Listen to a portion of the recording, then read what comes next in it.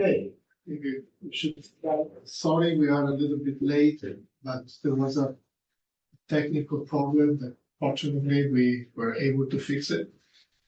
Today is the first meeting of our winter speaker series, and our first speaker is Stefan Tanaka. And let me introduce Stefan, who is, or should I say, was a professor at the University of San Diego, and now is happily retired. And he's the author of 3 books: Japan's Orient, Rendering Past into History, published with the University of California Press; New Times in Modern Japan, Princeton University Press; and the last book, History Without a Chronology. And today, Stefan is giving a talk and is willing to have a conversation with us on what can pasts do.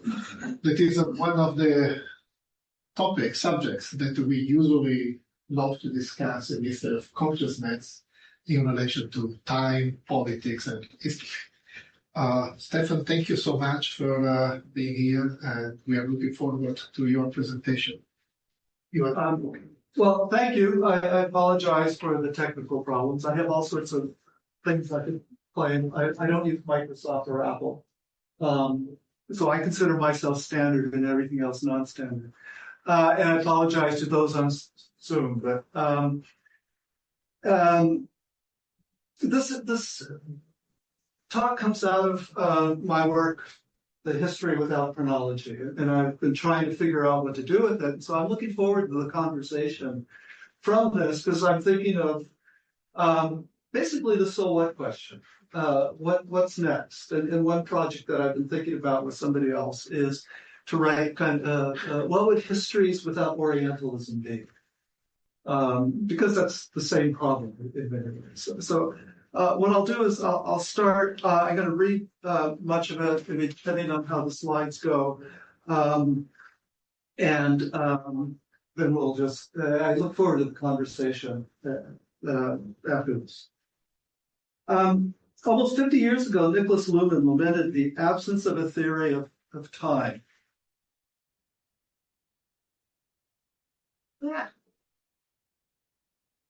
I'll do it this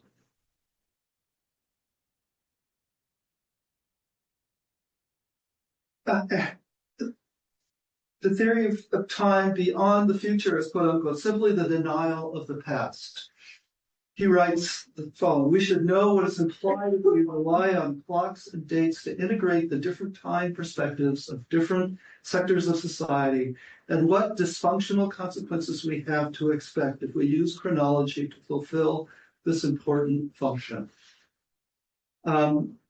Today, the course of dissatisfaction is growing. In 1993, Norbert Elias wrote a wonderful book on time. They argued for a spring cleaning. In the past decade, the number of history books have come out on time is out of joint, or warning that we are fatally confused. We are in times of unprecedented change and in times of collapse. And Bruno Latour has cheekily called for a recall. This paper is not going to focus on the broad conceptual issues of history and time, although I'm happy to talk about it. But what I propose doing, what I'm going to do, is work on what I consider a foundational mechanism suggested in this quote from Luhmann: modern time transformed past to a singular past that is prior, distant, and different than the present. I will instead argue that we need to revert from that past to past in the plural.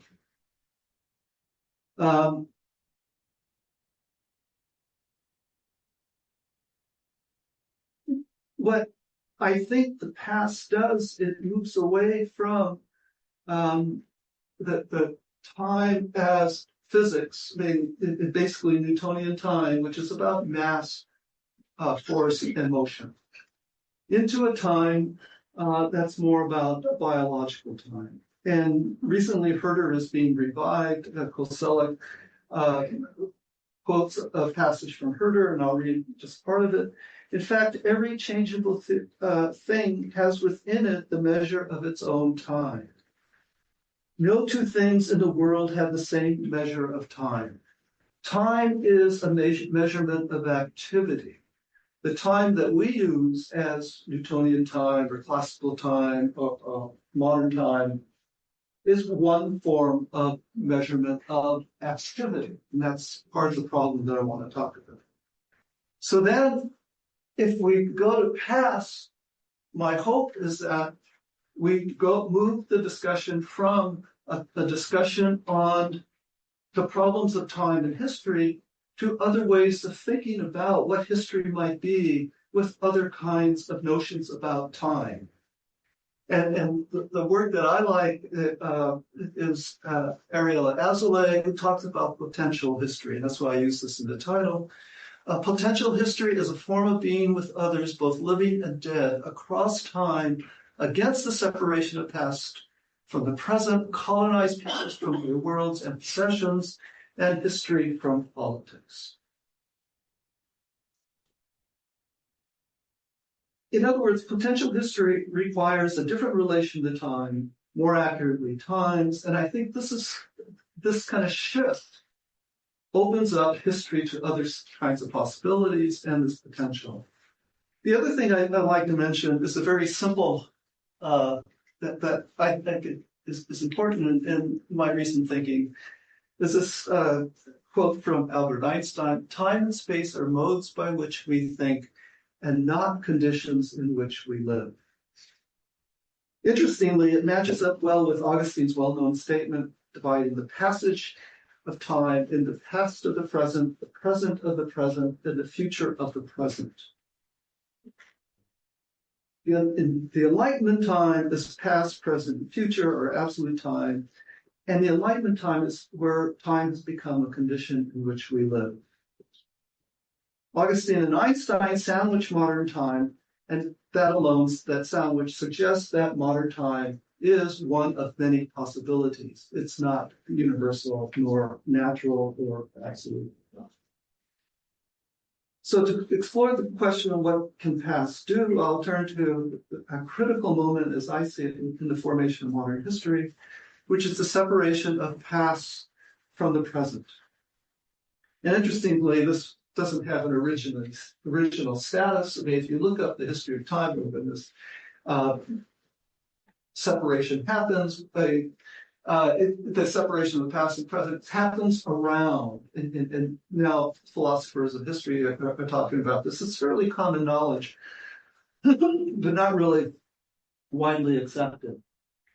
The work that I will follow on then is who's been actually one of my favorite historians, is Michel Certeau. And I'll read this. I'm going to keep coming back to this. Historiography separates its present time from a past, but everywhere it repeats the initial act of division. This initial act of division is one of the sections that I'm going to talk about. Thus, chronology is composed of periods between which every instance is traced the decision to become different or no longer to be such as one had been up until that time. Another part is that the decision to be different. In the respective turns, each new time provides the place. The place would be the third for a discourse considering whatever preceded it to be dead, but welcoming a past that had already been specified by former ruptures. Certeau is talking about the formulation of the practice of history as we know it. And my proposal then is to take this and to interrogate the act of division, place, and the decision as a way to think about history, because those three elements are time, space, and energy. And so it's a different way of coming at this issue.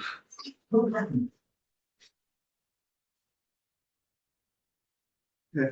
The problem that I'm concerned with is that one of working on time and working on Japan for all these years, and I always see my book. My second book is a criticism of my first book, and my third book is a criticism of the other two. And this now is this paper actually started with my dissatisfaction of the way I dealt with repetition and recurrence in History Without Chronology. In other words, I think these are good books, even though I'm trying to move beyond them. But it's a difficult problem. As you get involved into it, you find that the things that you thought you solved, you ended up getting pulled right back into the problem. And for me, then, that's the problem of Asia, or I still use the word Orient, especially when I'm trying to mark its particular valence. And it's the problem of decolonization, of hierarchies, of otherness, and all sorts of things. And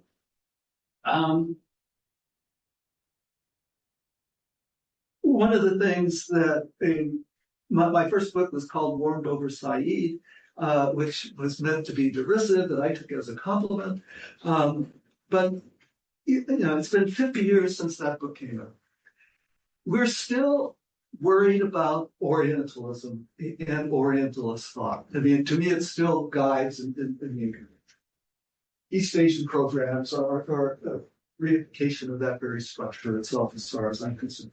And that speaks to the difference of extracting oneself from this problematic of history. So as an example then, I'll turn to this statement from Takeuchi Yoshimi. Takeuchi Yoshimi was a China literature specialist, one of the great historians, intellectuals of the pre-war, post-war period.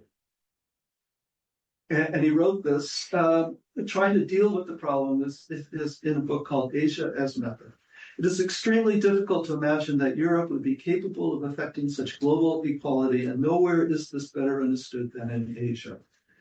The Orient must re-embrace the West. It must change the West itself in order to realize the latter's outstanding cultural values on a greater scale. Such a rollback of culture or values would create universality.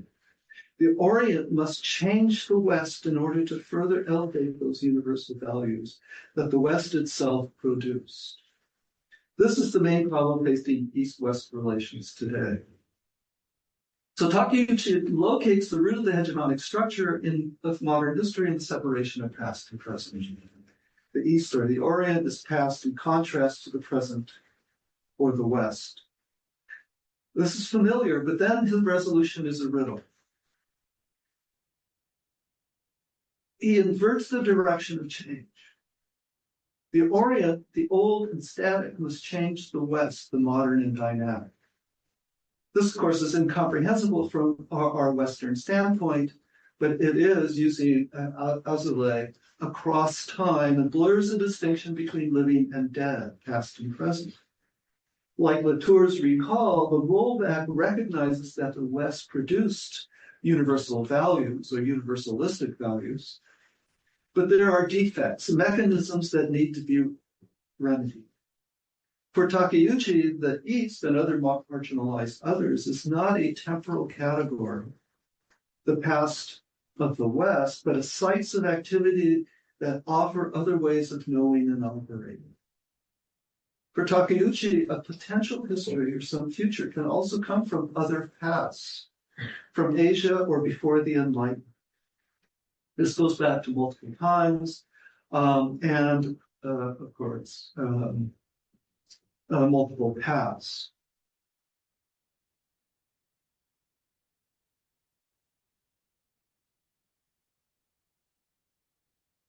And this gets into some of the problems which I've been trying to not so much remedy or use the recall kind of metaphor of history without chronology, but Henri Lefebvre writes the following about hidden mechanisms in modernity. In order to understand, one must be specialist and know the vocabulary. The same goes for our economic political society. The visible moving parts hide the machinery. And this kind of discussion between the visible and the invisible is where I disagree with, or where I'm trying to argue for past as opposed to the past. People who are writing on time often, in order to correct it, think about multiples, but then don't question the very basic linear structure that time is a movement from past to present to future, which retains the distinction between the past and the present. And that, I would argue, is the hidden mechanism. And it's hidden by the linearity of the modern itself, or of time itself. And that linearity, past, present, future, is reinforced by our institutions, from clocks, calendars, knowledge systems such as history, and we could break that down, management control systems, archives. We have a whole edifice of institutions designed to maintain time, or designed around time as linear. People have tried to correct this, but it doesn't change what goes back to the very basic problem of the past and the present, or the separation of the past and the present. It are the dualisms that go along with it: Orient, Occident, East, West, backward, advanced, primitive, civilized, slow, fast, repetitive, dynamic. These are all dualisms where repetition has become a quality of a state of being, of the previous. And that, though, hides a different repetition or a recurrence. And this is the hidden mechanism, which Certeau calls the gesture of exclusion. To me, the Marxist subsumption fits within this. Michel Serres calls this the dogmatic expulsion, which I actually like because of its violence. But from this distinction, it puts a separation, a recurring act of the past always reinforcing the present, the old reinforcing the new. And so Michel Serres describes this process. The advantage of having at one's borders a hereditary enemy is immense. So is that of having a dialectic in one's logic. It allows one to remain comfortably within the concept, never to contemplate multiplicity. One outcome of this, then, is that it Serres in a different text writes, we are always right for the simple, banal, and naive reason that we are living in the present moment. In other words, the modern is more advanced because it's always juxtaposition to some other society that is of the past. And there's always a past because the past is, in this kind of formulation, a separation, a kind of clear, different, and previous category that always exists. And so it's a recurring act within the linear act of moving forward. And this is what has been hidden, I would argue, within this kind of notion of absolute time. Past, then, in talking about this, so the past and past talk about the performativity of history. The past do.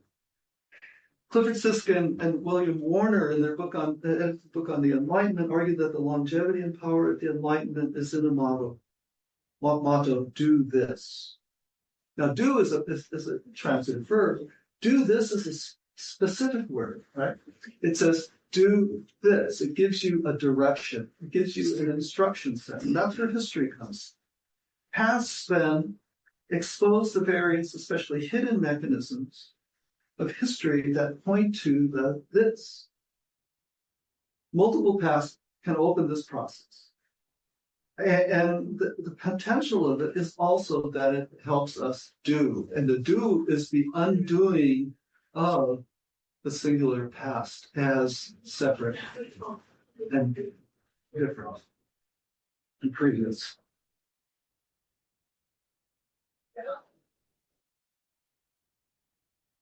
Okay, at this point then, what I'd like to do is to go through some of the different kind of mechanisms that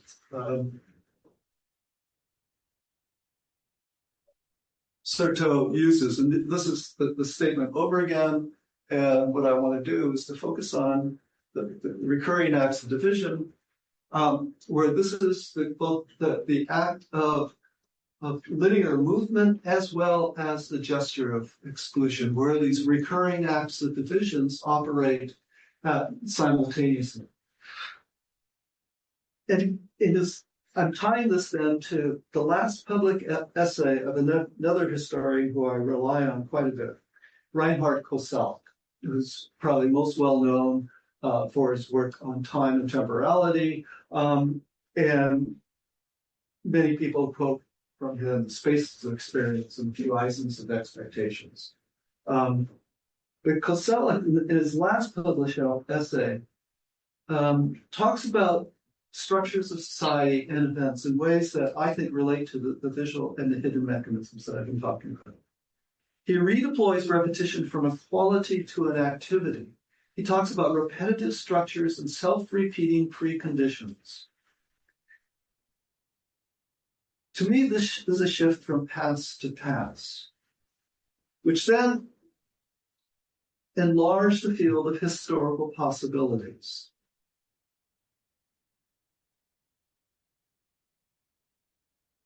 And these are the different examples of the recurring acts of division, non-anthropocentric conditions, biological conditions, human-built structures and institutions, diachronic prerequisites, and linguistic repetitive structures.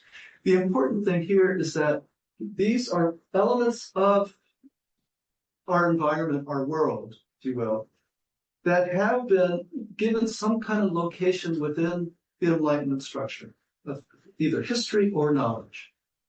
So the first two non-anthropocentric conditions can be geological, astronomical, like the sun and the moon, the stars, geological events. Biological conditions are plants, animals. I mean, in other words, the first two are nature. Nature is generally, or had been earmarked as either inert or objects to be used and exploited. We're moving away from that finally, but nevertheless, what Koselleck is doing here is he's removing nature from a static condition as opposite from human activity. The other three, human-built institutions and diachronic prerequisites and linguistic structures, are built environment, institutions, systems, structures, habits, customs, planning, and linguistic repetitive structures I would place history. So what he's doing then is he's taking the categories and instruments we use to understand modern society and placing them within an activity structure where activity is prior to what emerges from that activity.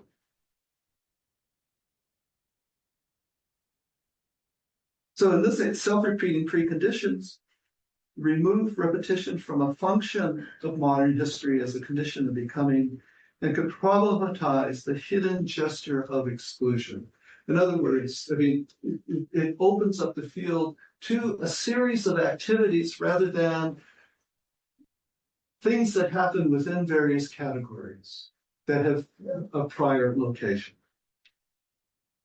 So with multiple paths, the division might still recur as a linguistic repetitive structure, such as modern history, but because of the complex interaction, multiple and linear times are, I would argue, apparent.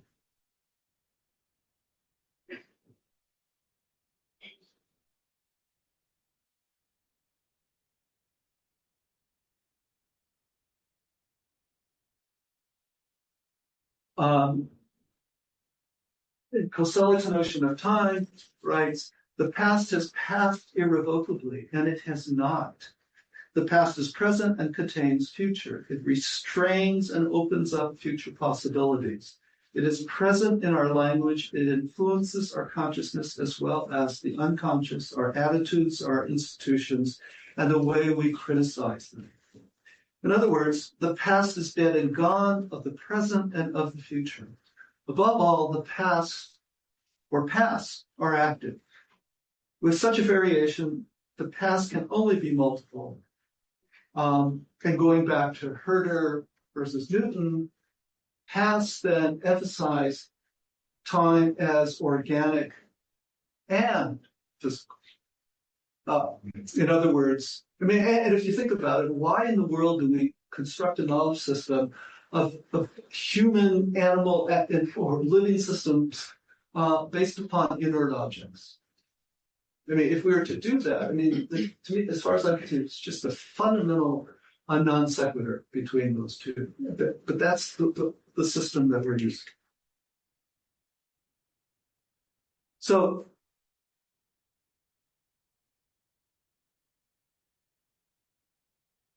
in this sense, pasts do things. It opens to the wide range of previous happenings that help unlock things that were forgotten, set aside, or recategorized to create the past as a condition in which we live. This is the Enlightenment do this. Processes shift from movement to activity. Succession does not necessarily lead to progress or development or the new, and the marginalized are not fixed as others. As active, recurrent structures, geology, astronomy, plants, animals, human institutions and concepts, language, participate in the activity by which humans interact. The shift from temporal and spatial categories of the past to self-repeating preconditions prioritize human thought and activity over time and space. Histories become complex, contingency is ever present.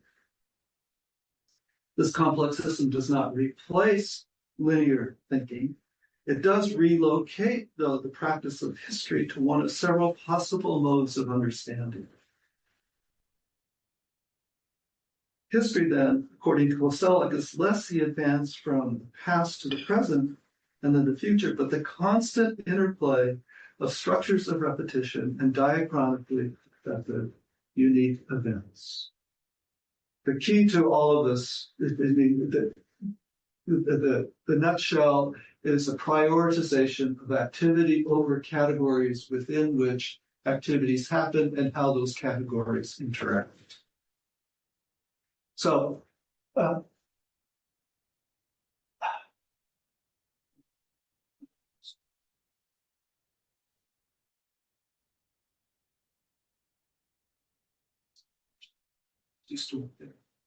okay. So three kind of implications of this recurring active division. One was discussed by Barbara Adams and Chris Groves, who distinguished the present futures and the future presents. Present futures are us looking to some future. It's the normal kind of linear thinking. The future is coming. Let's plan for what's going to be coming. We're worried about what's going to be coming. Future presents are activities that are set off someplace, sometime, maybe by us, but are not on the same time system that we're operating on, but might occur at some future date. And that's happening to us today, right? With climate change. Climate change is the result of accumulation of all sorts of activity that we didn't take into account before. And all of a sudden, things are changing in ways that we couldn't figure out. And that is a future present, if you will. Questions of change. By thinking about multiple paths, history is still about change over time, but time is no longer the linear time. Change is no longer the movement of one thing to another. And the worst thing about the movement of one thing to another is we tend to write history and we tend to think about change as replacement. The new for the old. This replaces that. Non-Western worlds have to become modern. They have to lose their traditions. It didn't work that way. It doesn't work that way. But so we moved our thinking about change from replacement It can still be succession, innovation, growth, or development, but change can also be homeostasis, stagnation, decay, frenetic agitation, etc.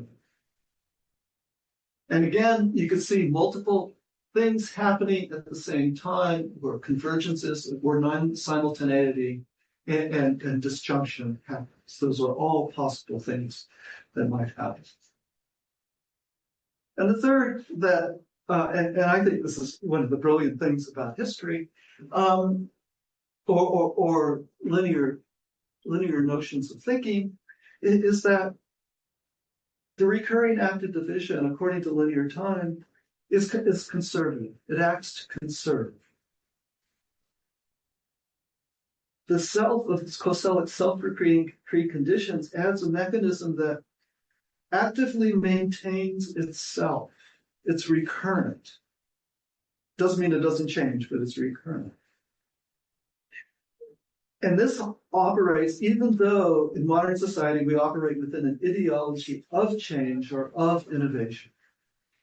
It raises the possibility that modern society itself, despite the language of progress and development, also includes a conservative element. And that's the preservation of the system. But the preservation of the system is located within the mechanism itself. It's not a conservative act, but it's part of the mechanism itself.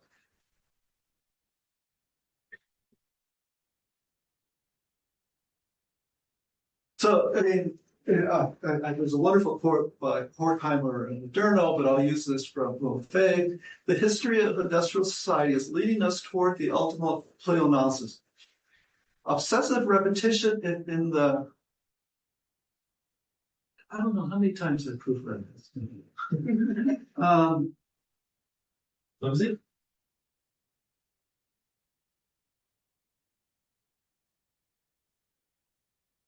Flimsy, artificial, sustained, and illusory guise of permanent renewal. Stagnation beneath the mask of frenetic agitation, news without newness, and without a new life.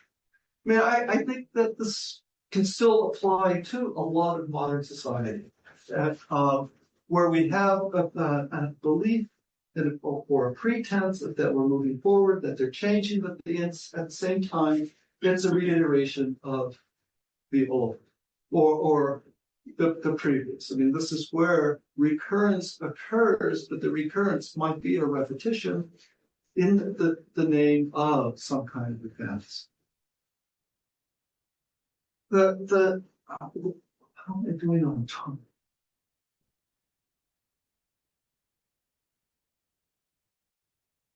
10, 15 minutes? 10 minutes? 10 minutes, 10:50.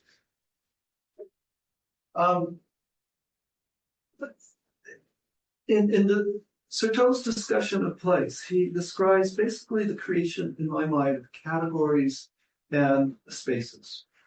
And each new time provides the place for a discourse, considering whatever preceded it to be dead, but welcoming the past that had already been specified by former ruptures.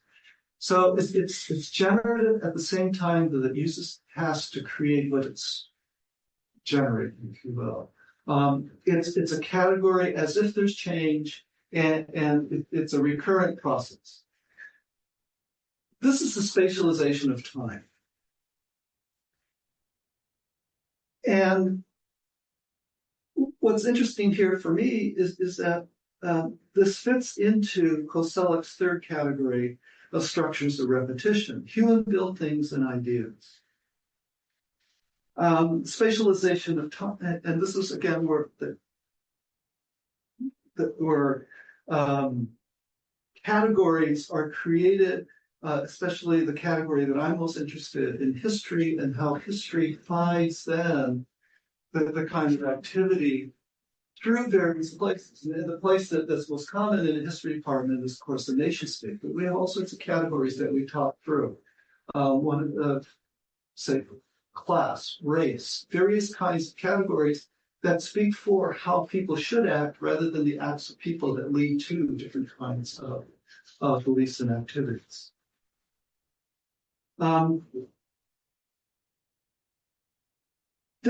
description of self-repeating preconditions coincides with an understanding, though, of social activity and human relations that reminds me of the field of communication, sociology, psychology, where they talk about in those disciplines, or I'm actually one of them, situatedness and situated activity.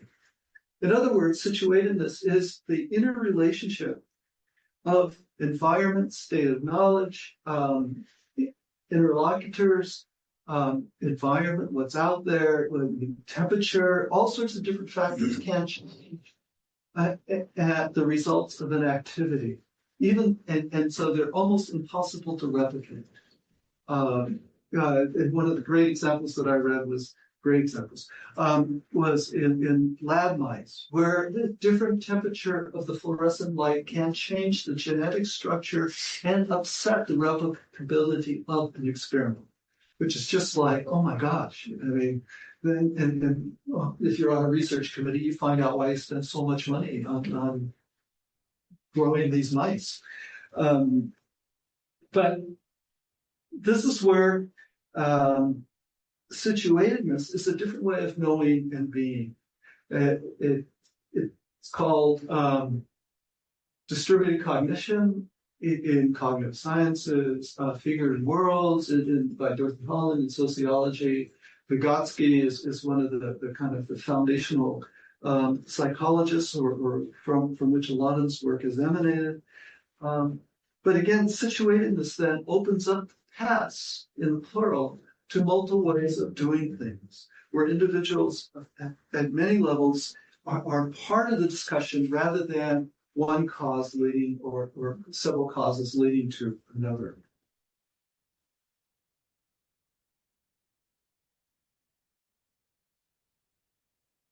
This then is one of the areas where history becomes active in my mind. So if you think about and this is through the learning sciences, but one of the parts of situated practices that is essential to knowing is the importance of a past to know what a new is. This can be linearity, it can be the gesture of exclusion, but on the one hand, this leads to adaptation, not replacement. On the other hand, historical knowledge, past, become active agents in interactions, in learning and knowing. So history then becomes active, if you will.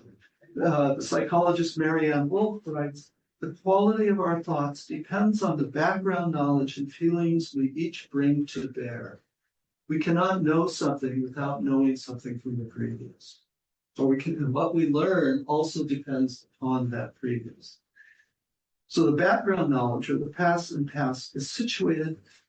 The history is in this way with past or past filters and facilitates or makes difficult a reception that coincides with what one knows prior to an encounter.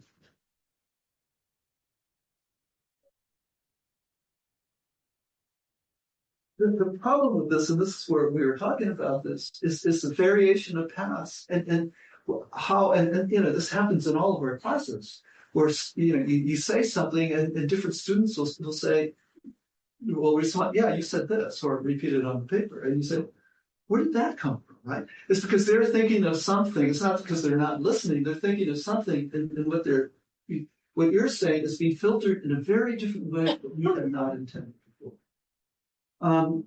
Then this is complexity.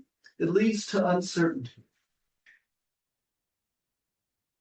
The sciences talk about probabilities, not definitive truths. Now, for historians, this variability leads to kind of questions of uncertainty and relativism. But my reaction to that is that's called life. But on the other hand, what the modern system has done is it's displaced uncertainty to those others. Those others have always had to deal with how they have not been able to become like. So there's always a level of uncertainty built into the process that they're supposed to follow. And so what the paths do is that it kind of changes the relationship of uncertainty from others to all, if you will. The final one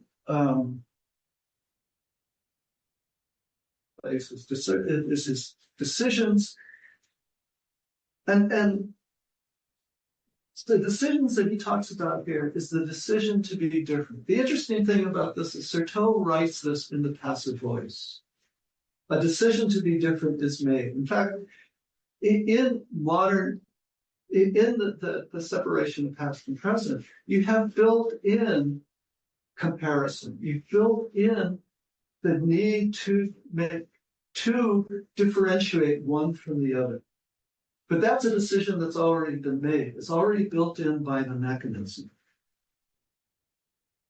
Now, there's many ways that I could take this, and one of the ways that I find so really interesting is to take this into social media and computers and what's happening to how we know and how learning continues. We could talk about publications and different ways to write our research results in ways that, for history, I would argue, can be more effective than the book or the research article. But here, what I'd like to do is going back to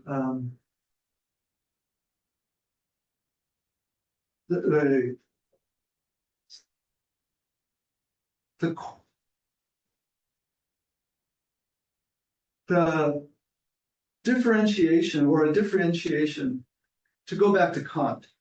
And what Siskin and Warner do is they argue that there's a difference between Bacon and Kant. And quite frankly, until I read this, I'd always kind of wanted to get all those. Of course, there's 2 centuries of making them apart. But nevertheless, what Siskin and Warner argue is that Bacon argues for enlightenment as a call to advanced knowledge. Kant argues for enlightenment to advance man. And I'm going to use the gender term because it was gender. To escape from man's own self-incurred tutelage. Bacon sees machines as necessary tools. Kant goes further and sees man over machines. This distinction then comes back to me in Alfred North Whitehead's prophecy of the persistence of the modern of the modern system. A civilization which cannot burst through its current abstractions is doomed to sterility after a limited time of progress. So 1925, so 100 years, it's a wonderful statement. But that, to me, goes back to where I started, which is that society, time, our understanding is increasingly out of joint. And in this case, the sterility is coming from Kant's belief in man being able to control machines, when we're not looking at the machines, in this case, the machines as methods that Bacon was talking about. And the methods that I'm talking about here is the linear time, and the way the linear time is oriented is in certain ways.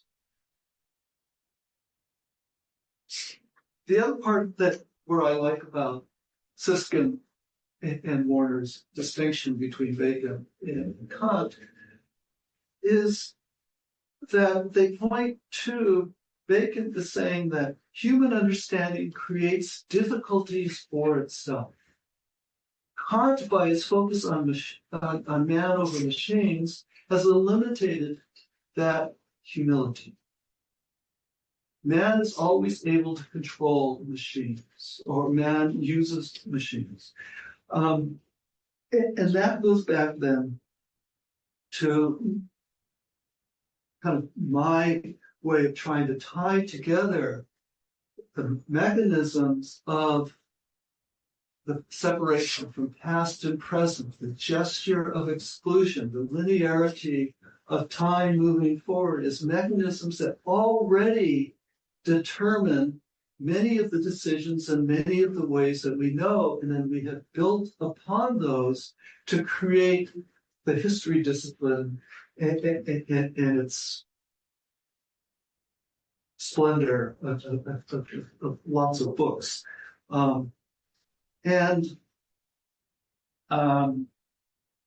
So where I'd like to, I'll just end this then, or kind of conclude. I talked about the other important part about intelligence is by focusing on those machines and those mechanisms, and by working within the mechanisms, if you will, or working within time or the past as separate from the present, what we tend to do is to accept the teleology, accept the patterns of the categories that are established. That, as far as I'm concerned, is, and I realize that that's how I taught for the longest time. You lecture, you expect student learning to be the more perfect variation of what you lectured is a better grade. That's a conduit metaphor for information dissemination. It's a very mechanical method. I'm not saying that there's not important reasons for doing that, but there are other ways that should also be used to think about it. And what Raymond Williams did to change that is he argued we also have to think about for what purpose. For what purpose are we doing this? For what purpose is this information important? For what purpose does this person make this argument for this or that? And that then brings choice, negotiation, and various forms of interaction back to the writing of history, the discussion of the past. History then becomes, in my mind, much more, or just as much, a form of communication as a knowledge system. So then, to end, I use this phrase from Jeff Bowker: if we want the future to be other than it seems to be turning out, and I think most of us do, we must create a past that is other than it seems to have turned out. People, planets, and purgatory, takes that from the God, deserve multiple pasts. Only an open past can unlock the present and free the future. I'll end this by remediating Certeau. And what I do is there's this wonderful phrase. He talks about mystics in the 16th century, and the mystics were attempting to deal with the same problem that Bacon and later Kant was doing, but the mystics turned to a way of thinking of another kind of possibility, which didn't evolve into what our modern Enlightenment knowledge system. So Certeau was talking about this in terms of mystics, and I changed the two word mystics to history, and it strikes me as going back then to Einstein, and to what I think we need to do, which is unlearn the past and learn the past in the plural. So a set of new social and theoretical interests transform the way, set of mystics, history appears in the field of our interrogation. To specify that relation is to exhume the present postulates of our analyses and explore the issue of what work that past experience performs in our epistemological sites.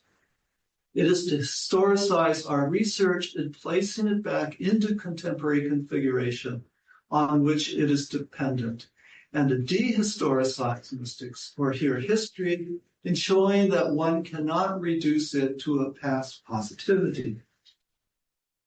To put it in terms of Einstein, or translate it to Einstein, then to historicize our research is to think about the past as a mode by which we think. To dehistoricize history is to take it out of to say that it's not the conditions within which we live. So in other words, we have to invert then the practice of history to basically dehistoricize much of what history has become. Thank you.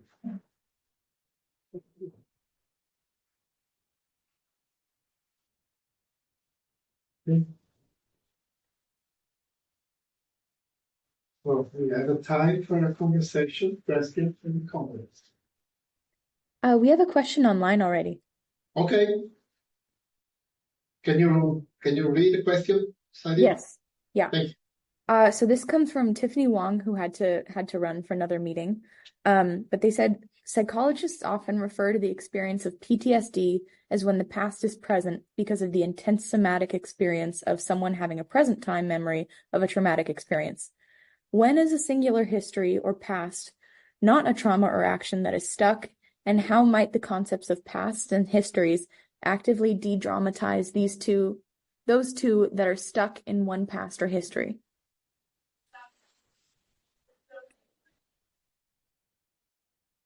Interesting question. What I'll say is, in the sense of PTSD, suggesting that the past is in the present is absolutely right. But the idea that an experience is necessarily past is part of the problem.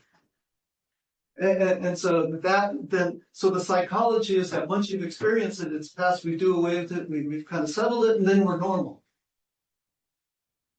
The past in the present is a continuation of something that has happened and still, if you will, haunts us. Or we're still living in it, not as if it's haunting us, but we're still in, I would say, a different time system. How we get out of that, I'm not sure. But one of the things that I used in history without chronology is the Troubles in Northern Ireland or Ireland. The Troubles lasted for 100 years. The Troubles, I mean, this is the British trying to impose and maintain the imperium over Ireland. For many people, the Troubles was just one event that recurred for 100 years. I mean, so I don't have an answer for, especially for PTSD, the daughter who has certain kinds of traumas. But it's to think about, my first reaction as father was just get over it, man. Wrong statement. It's not something to get over because it's not over. And so, I think then part of the normality of our modern society to think about the past as past and we're moving on is part of the problem. Now, that's what these psychologists are trying to deal with. So I don't have, a good answer for that. But I won't stop. Thank you, Stefan. That was very interesting, very helpful to me. I mean, especially because I think I've always had this question of what the value of multiplying pasts really might be. So distinguishing between the means and ends is something that I've just never had a great answer for. But actually, I mean, I think if that was if I understood correctly, that seemed to be part of the question for you, but I feel like I ended up convinced, particularly by the distinction between Kant and Bacon. If I understand right, Bacon is participating, in something like a valorization of something like the invisible hand or the cunning of history, that we sort of negotiate socially our decisions without ever having participated in the negotiation or something like this. And that this sort of invisibilizes what's at stake in those decisions, how those decisions get made, and what their implications are. And so if I understand you right, it's something like reflective reason that gets opened up by multiplying the past and recognizing that we have these pasts that we're always drawing from. And so being able to see, what kinds of values are at stake and what possibilities were there in initially, and how we might choose between different options is what is. Maybe this is more of a statement than a question, but I wonder if this is like what you're thinking. Yeah, I've been dissatisfied. I mean, and I'm part of the problem. So I've been dissatisfied with people who write against history and argue about multiples, argue for multiples. Well, that's right, but that's not the answer, because modernity includes multiples. It includes differentiation, and so it's not that they exist or don't exist, but how they're configured and what that configuration is, and how the smart people who talk about multiplicity still don't see that there's another layer of operations that's happening that's also important to get at. That kind of, why does this persist? Why are we still in this decolonialization argument in academia for 50 or 100 years, depending on who you want to turn to and go back to? And a lot of it, you're always laughing. But that's what I took it as. But, and these were, I don't want to say we're all smart people, but, people thinking about interesting problems and trying to figure this out. But so my argument has basically come in that the problem is within history itself, and it's in this mechanism that traps us, and that's where I use the gesture of exclusion as a way to kind of get out of it, as a way of thinking about, okay, so multiplicity is important. How does multiplicity help us to something other, or better, or another, rather than this is the answer. Stefan, thanks. That was very stimulating. But during the talk, one thing I was thinking about, and this is in the Chinese context in particular, because it's a topical issue, is the revolution question. Because on one hand, one would think that the Revolutionary Act, which does precisely the thing that you're saying, we should sort of be more circumspect about and avoid. In other words, drawing this line, dividing it past, which is other from the present. That's what the gesture of revolution does. I mean, Mao says it in so many words. Now in the case of the Chinese Revolution, there's scholarly debates and arguments about just precisely the questions you bring up about continuity and non-continuity, or about how to think about breaks, not just the revolutionary break, but the reform break in the late 70s. So I wonder if there's in the Sertoian construct, if there's a place for that the revolutionary break, and particularly the 20th century revolutions. I'm trying to think. I mean, specifically within Certeau, I don't read revolution as being right. Something to think about. Yeah. Kosella.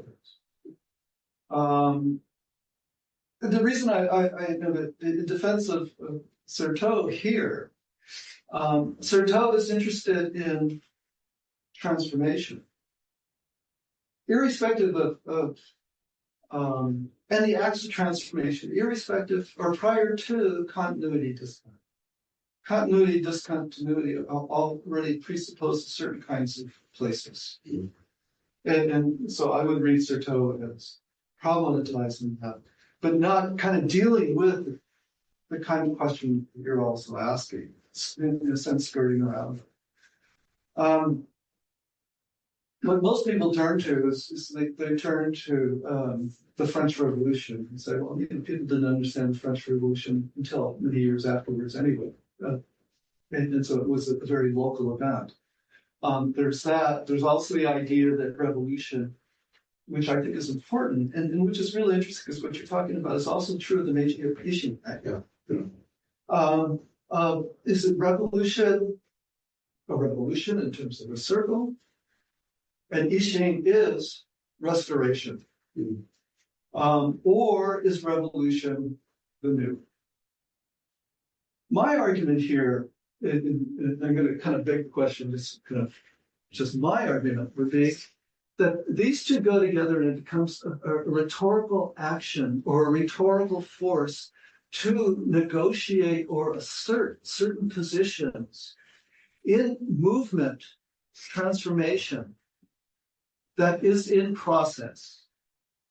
That where an iterative action recurs. And this is why I think homeostasis is something that we just have to think about. We don't have to think about through that word, but where activity is one of recurrence. And in recurrence, things happen as biological mechanisms or societies incur different kinds of outside input. Some things change drastically, some things revert. And so that's why I would keep it on the rhetorical level and the political level, rather than as one leading to another. Mm-hmm. So I'm trying to keep my argument organized around the activity and then the ways that activity are represented. So in a way I'm saying neither and both, but I'm trying to give it a little kind of specificity, especially moving it to, and one of the fine things I find difficult in writing papers that I'm dealing with right now is what I'm trying to do is I'm trying to use history, talk about history, and argue against history all at the same time. In this discussion on revolution, there are events and people on the ground at the same time and things happening at the same time, that there are the same processes in the conceptual structure that are happening, that it also is iterative and changing everything. This is as close as I'll get to complex systems theory, because to go to the next step really means that you have to do more mathematical or biological kinds of things. Maria, Robert, and Max, myself.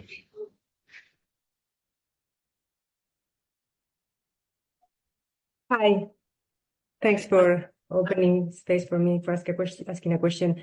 I'm sorry I cannot be there today in person. This was a fascinating talk. Thank you very much. I wanted to ask you, what would you say? I found much of what you were saying resonant with the research I'm doing in understanding current reconceptualizations of the concept of memory with regards to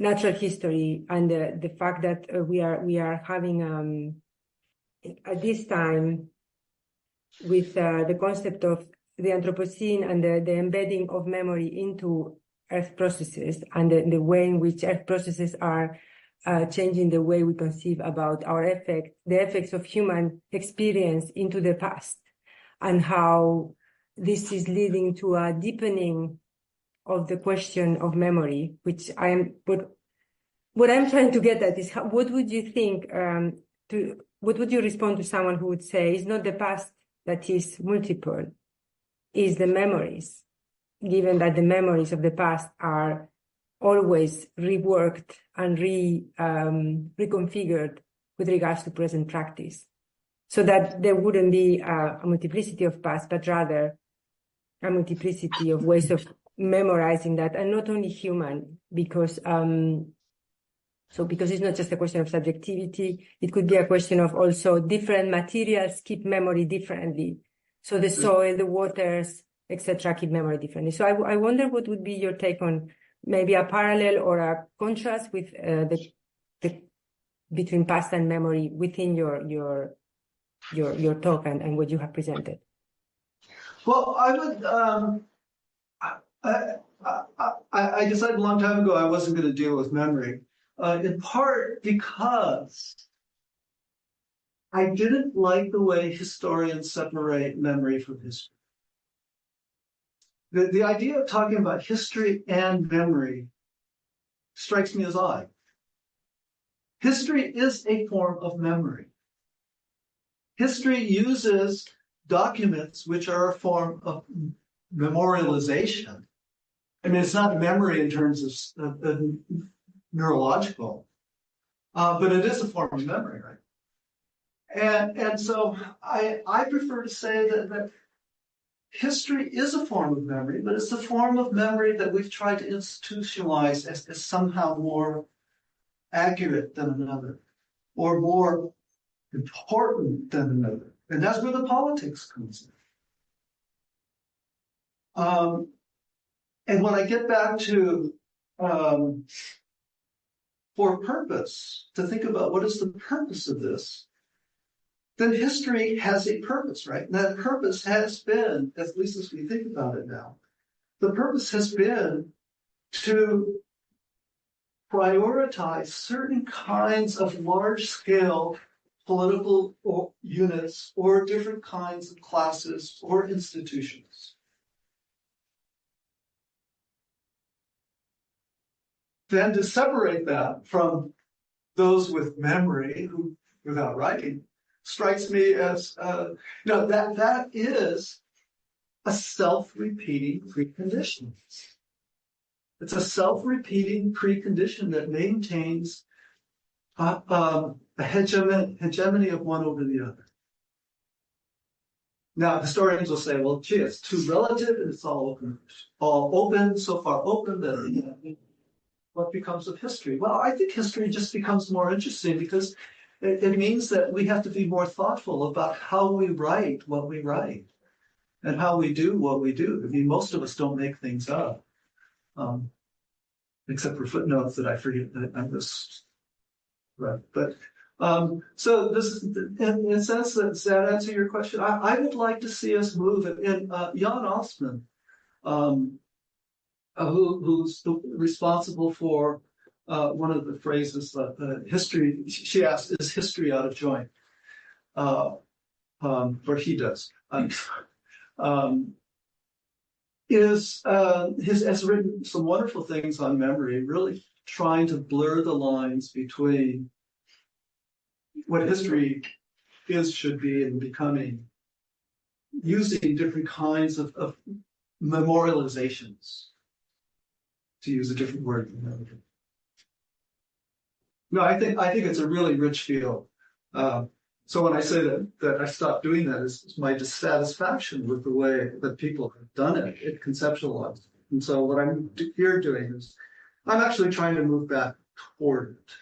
But I've also decided that it's too late for me to do it.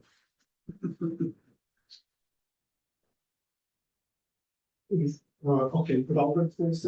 Oh, you were first? Sure. Okay, sure. Thanks for a great talk. I was wondering if part of the problem is, how time is separated from the body, how time is an embodied experience. So I think we can't really do away with linearity, altogether, because you just say take the human body. It's linearity makes sense because we don't get younger, we get older.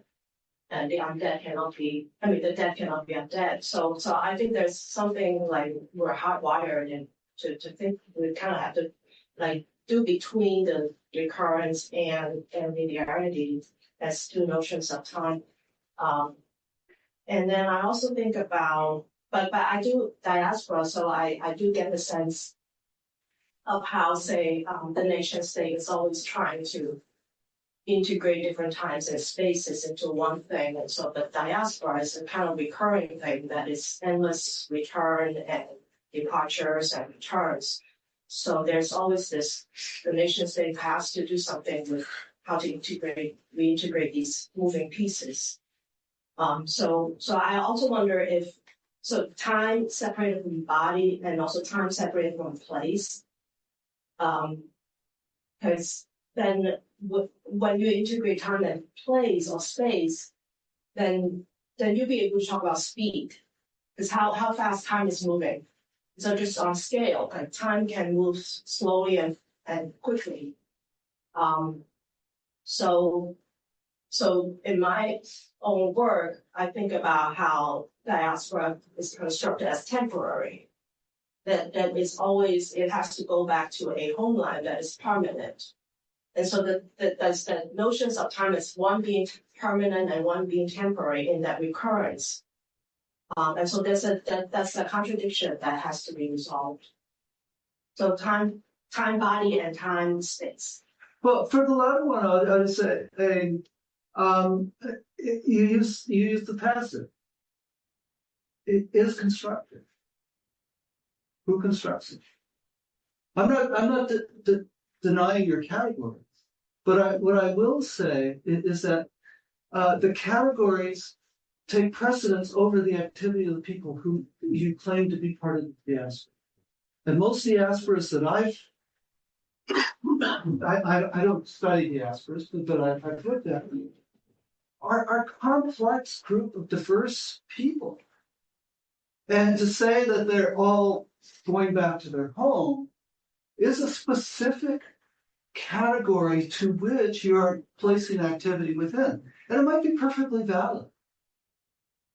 But, for example, the Korean diaspora, there's Koreans in Manchuria, in China, in the United States. There's an incredible hierarchy of those the people, and they're not the same. Believe me, there's a lot of contestation among them.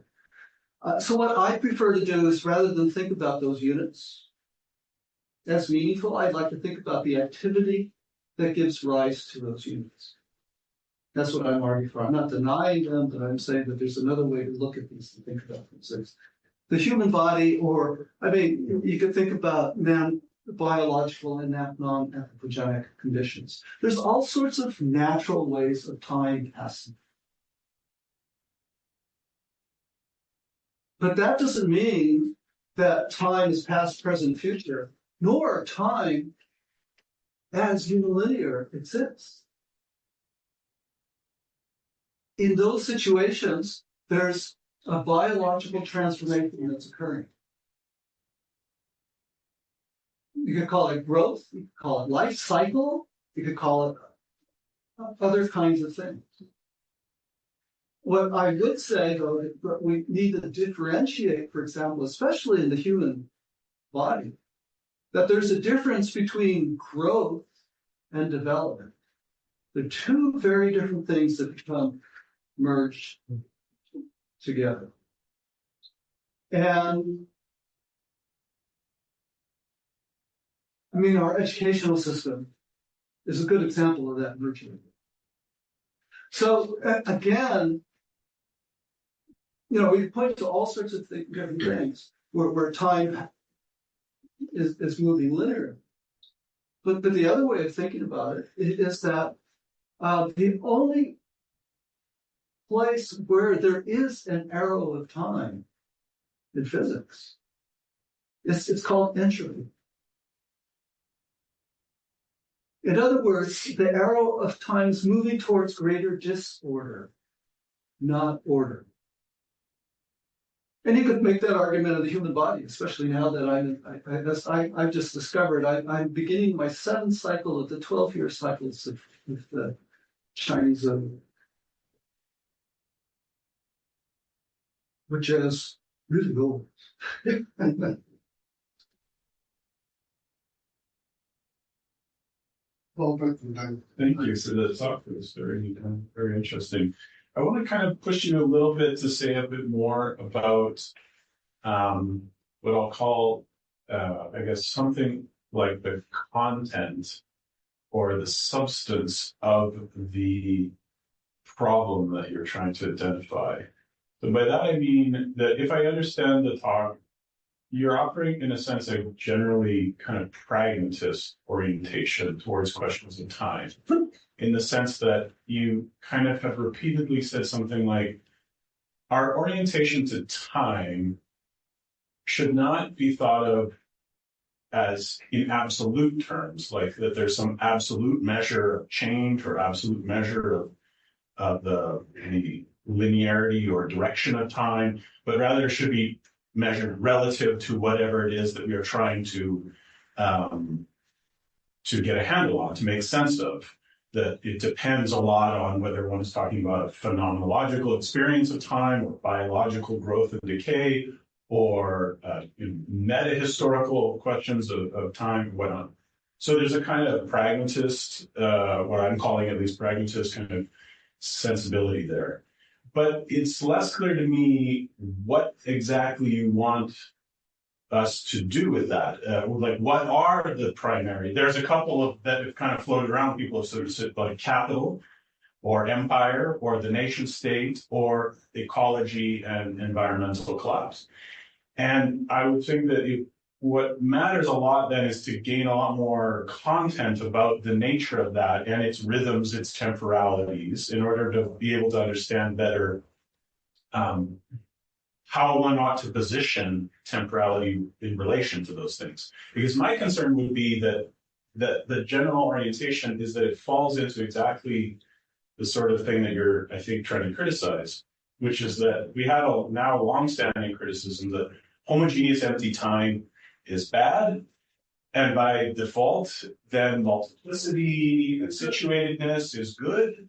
But the problem with that is both conceptually it's incoherent, because multiplicity with respect to what? What is the measure of multiplicity? How does one determine whether we have more, as one of the quotes you mentioned, capitalism proliferates all kinds of multiplicities and yet is an eternal sameness. So just valorizing an absolute or absolutizing multiplicity or absolutizing situatedness seems to me to be exactly kind of performing the thing that one is trying to critique here. And so it would seem to me then to think about homogeneous empty time not so much as a problem, which is either a good thing or a bad thing, but rather dialectically as both constraining and enabling. That there are features of it that are also enabling. For example, the synchronizing of planetary time enables coordination and cooperation across great spaces. The experiential sameness or synchronicity of time across the planet, which is a function of capitalism's kind of annihilation of space and coordination of that, enables other forms of mobilization. So it is neither a good thing nor a bad thing, but it is a resetting of our relationships, right? And that gets us out of the problem of just absolutizing multiplicity or absolutizing situatedness, pluralisms, multiple perspectives, and so on, without offering standard by which to determine multiplicity in relation to what. Well, it's an impossibility to do what you're asking, which is to take your last statement, to find a standard by which we order or understand multiplicity. It's impossible to offer. Well, that's a contradiction, because or I shouldn't say multiplicity. I'll say, but to create a standard by which we build a system that allows for heterogeneity to exist is an impossibility, because you are trying to centralize and unify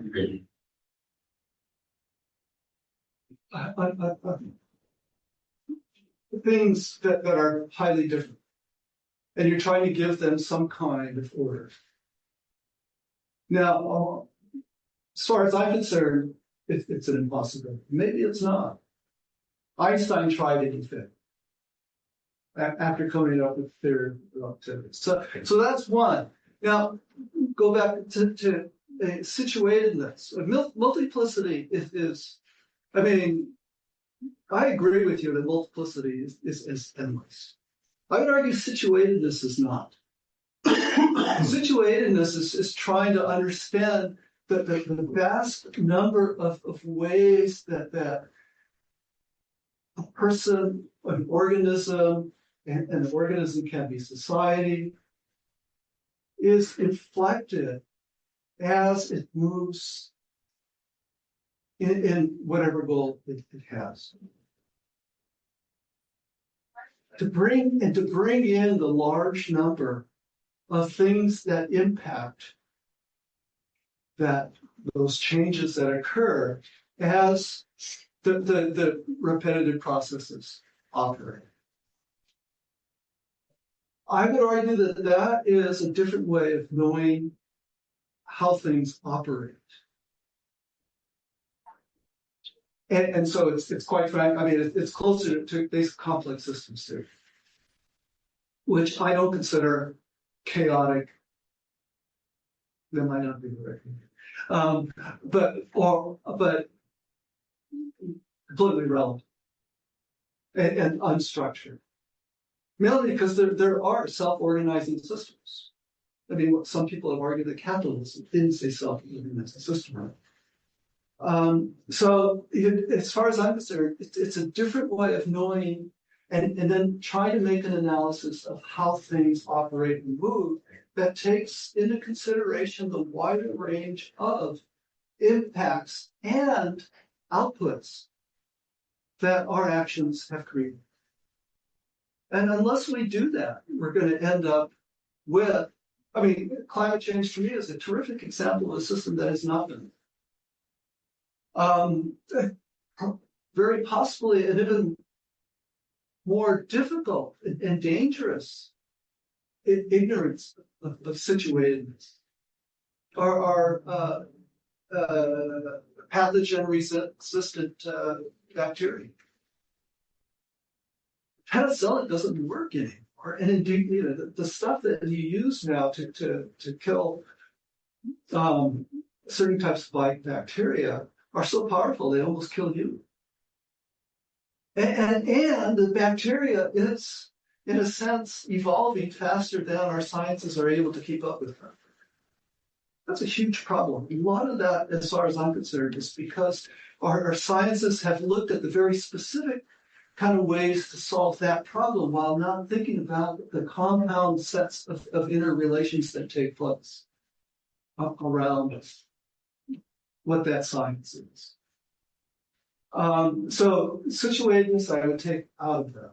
Now, when I talk about, I wrote down relationality here. And one of the problems about the system, the gesture of exclusion, is that the gesture depends upon relationality at the same time that it's pretending that it's not relational. I'm not arguing for a relationality. I am arguing for a system that thinks about other ways of knowing how interaction happens. And some of that is relational, but relationality is not the basis of it. I think. I'm not sure.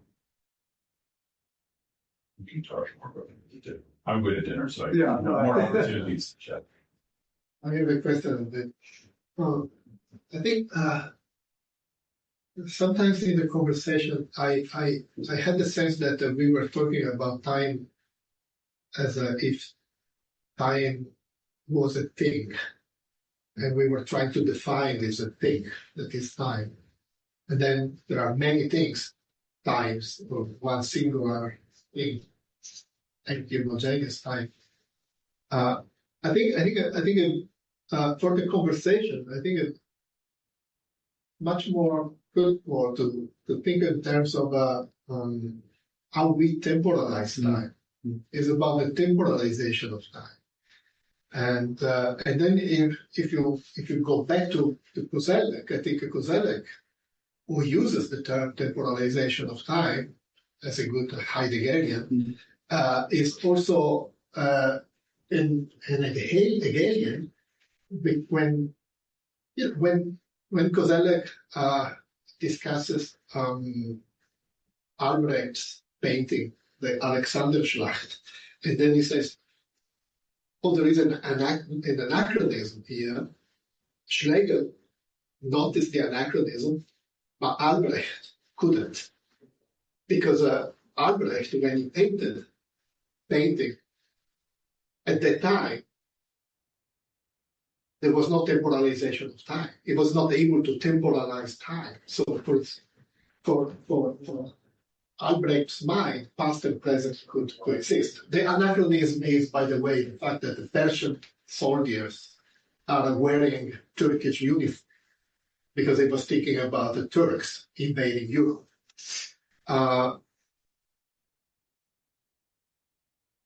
First question. Is it true? Was Albrecht not able to temporalize time? Or he temporalized time, but just in a different way?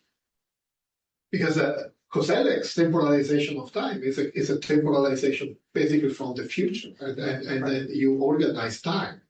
And even is I love Koselleck, but even is some of a very abstract statement, and they sound, oh yeah, plausible and interesting, but the past is present and contains the future.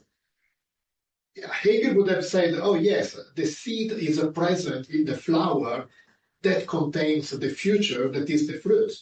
So there is nothing new there. It's just a higher level of abstraction. Hegel was abstract enough. But so there is nothing. It's just the usual way we temporalize time or historical time. Now the point. Do we have different ways of temporalizing time? And I think, I like the last slide because it's about, you crossed out the mystics history, but I would say, no, it's exactly the mystics history.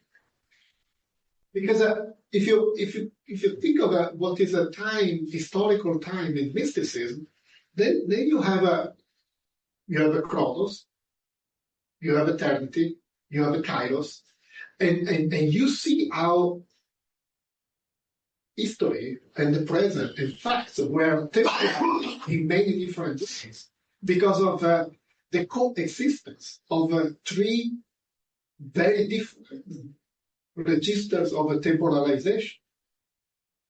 And I think something like that still was working in the mind of Albrecht. So in Middle Ages, there was no sense of anachronism, not because they were stupid, but because they didn't temporalize time as we temporalize time, but they gave priority to eternity. So the question is,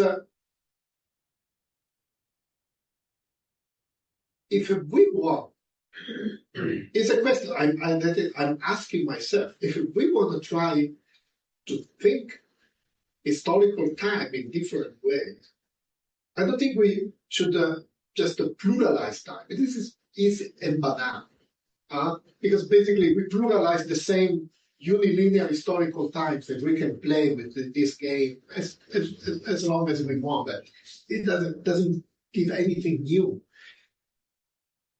The point is how we temporalize this multiplicity of times in a way that you can see tensions, you can see frictions between these times, and that was the mystical way of thinking about kairos, for example. That is, and then I conclude. It's interesting that in modern languages, first, we don't have a word to translate the kairos. There's no word. Second, when we try to think about kairos, usually there is a very naive politicization of kairos, that is a kind of a Leninist intervention. Oh, this is the right moment to do the revolution. It's not. Kairos is much more complicated than the right moment to do something, because it requires the tension between chronos and eternitas. Yeah. No, I was following you until you went to left. I was going back. No, I think, but the wrong way of thinking about the kairos is the right opportunity for doing something. No, this is still thinking of a kairos in one unilinear historical time. Things happen, and then at a certain point, there is the right moment to do the revolution or to do whatever you want, but it's not. It's what, in a certain way, we cannot solve the problem if we don't learn or relearn how to think, the coexistence of the different temporal registers at the same time. So in the mystics' history, that was possible. They had the capability of thinking in terms of eternity, chronos, and kairos, and how they could combine them. I think we don't. We have lost it. I agree. No, and yeah, and so my invocation of past is a way to think that there's all these different notions of time, but also temporalizations as you're using them, that we need to understand that variability. And that it's not an understanding of good or bad, true or false, but other ways to think about how human activity as we construct them occur. And it's a very complex kind of situation. And there's a great deal of variability on how then some people will look at one moment and a different person will look at the same moment and it'll be very different.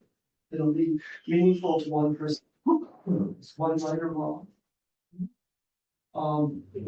But we have to figure out why that variability exists prior to making a decision about which one is better than the other.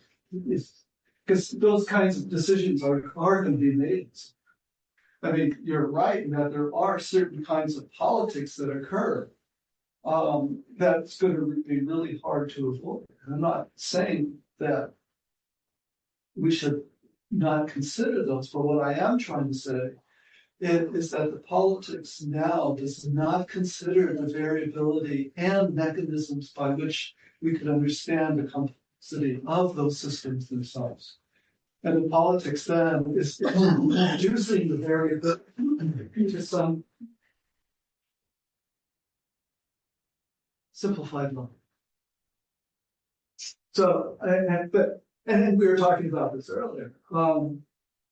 It was kind of funny. A person whose work I just adore, Helge Jordan's written a lot of great stuff on time.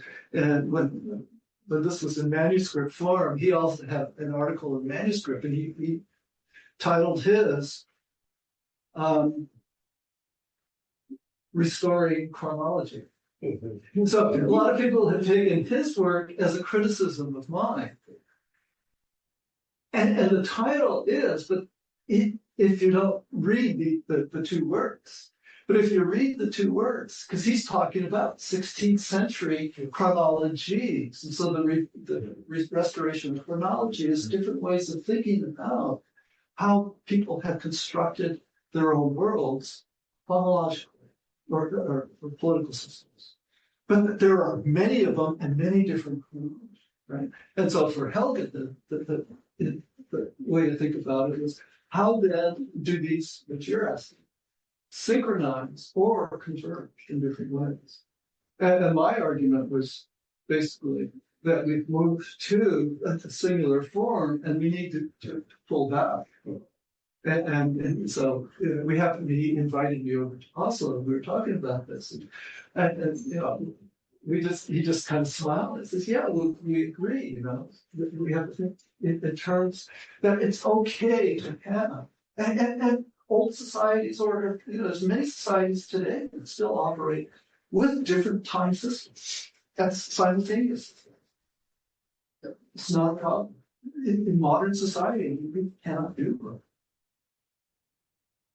So, yeah, this is borders on false modesty. I only want to, not the false modesty, I only want to return certain levels of heterogeneity back to how we in society kind of make sense of the different kinds of processes that we're thinking about. Not that the processes like the nation state disappear, or diasporas disappear. They're very useful for certain kinds of ways of understanding. But at the same time, I have a former student who's looking at Koreans writing about colonialism in China, but not as Koreans. They're writing as colonized.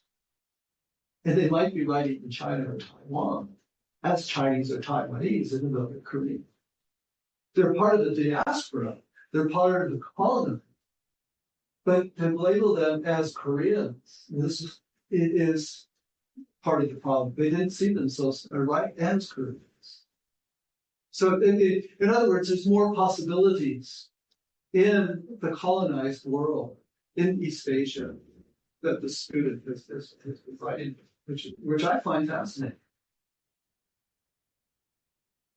Thank you. Thank you for your talk. I enjoyed it very much, and I think partly I enjoyed it for where my headspace is right now. So my question to you, I hope it's something that is in terms of where my headspace is, and I'll keep it conceptual, even though you said that that's not where your talk is going, although you're open to having that sort of conversation. I found in your talk, as I think mentioned here, a very Heideggerian flavor to it, even though it's not sort of pulled out. And I say that only in the sense where there's an indication of the past, but without the future. So Heidegger is largely always, even though in the past and in the present, we're always in the future already, right? And that's why I use the word flavor as opposed to your grounding in Heidegger. But my question, I suppose, is there, and I find Heidegger useful even in your conversation because, just 100 years ago is when he sort of theorized the concept of time, obviously, which precedes what everyone focuses on, which is being in time, right? And you had started off your talk with Newman. There is sort of this absence of theorization of time, which, and in particular, temporality is what Heidegger did 100 years ago. But my question, I suppose it's quite straightforward, is the desire to, not the desire, but staying away from Heidegger, is that a political sort of move at this point in terms of where your focus is and where your talk is going, given Heidegger's sort of baggage? Or you don't find in Heidegger something useful intellectually to pull in terms of that always forward-looking nature? So did you figure out what is my problems?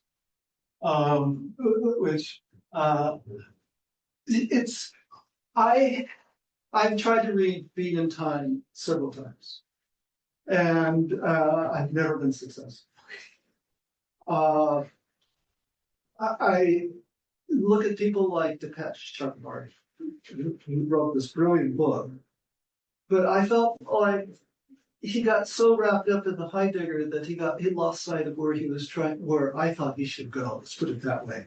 And he returned provincializing Europe back into the philosophy of the West, and it creates the problem that he's talking about. In other words, and I feel like it's going to happen to me when I read again Movement Social Systems, is that you invest so much time into reading it that you imbibe it at a certain level beyond where I thought Depeche's intent is to go to. So in my case, then, I've not seen. I don't worry about Heidegger's baggage. Okay. I don't like it, but liberalism and fascism are, this is your work, but liberalism and fascism are very close to each other, much closer than we Western liberal scholars like to admit. And so, that baggage doesn't bother me. What bothers me more, why I haven't persisted with Heidegger, is I felt like he goes to the phenomenological, okay, and he retains Newton. Now it can be my mistake, but that's where that's from that decision I've stopped, and I decided that I don't want to, that's to invest in work. I'll go elsewhere. And the elsewhere that I went to, and part of this is strategic. And and this refers to you, Matt, and this is also Harry. Harry says, Stefan, you're talking about Marx's ideas. Why don't you just write about Marx? And I say, no, because the academic baggage where you invoke Marx, and it invokes, especially in the American audience, a particular kind of sense of stupidity, that Marx does this or Marx does that. And it just kind of automatically kind of pigeonholes you in areas that reduce the significance of what you're doing to what they don't want to think about. And that's why, for example, I'll go to the sciences, I invoke Einstein or different kinds, there's other people that I invoke, is I want to go after the heart of people who claim objectivity. And I want to go up to the heart of people who claim that, or who are unwilling to think about our knowledge system and rely on certain kinds of what I would call myths about what our knowledge system is. And that's why I say to Ethan, I mean, I don't do the philosophy of history. Well, there's a lot of philosophy of history in this stuff. But just to do philosophy of history says, well, I don't do history. So I don't introduce myself as an historian, a mere historian. And that's, there's a lot of citizens who might do that. But nevertheless, that's what I'm doing. So I just want to talk more about why you bring up Heidegger.